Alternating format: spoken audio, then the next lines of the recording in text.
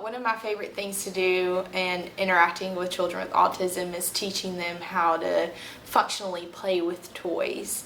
They have their own little behaviors. Some of them like to just look at toys. Some of them like to place toys in a very rigid way.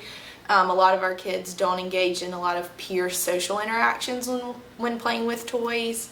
Rather, they just like to kind of keep to. So the way we kind of treat it is we have to break those barriers to allow them to engage in social play. So we start by teaching them how to independently, functionally play with toys.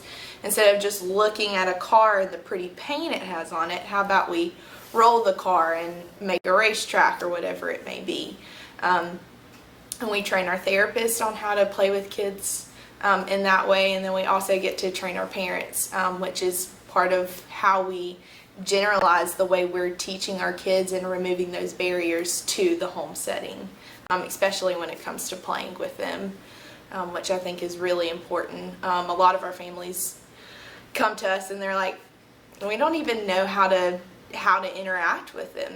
They would rather just be kept to themselves. So how do we break them of that and show them that, hey, there's more reinforcement when you get to interact with other people, which is one of my favorite things, to see a child kind of finally get to that point of, I get to play with my friend and throw balls with them and jump on a trampoline with them, and it's fun, and seeing them laugh together is really cool.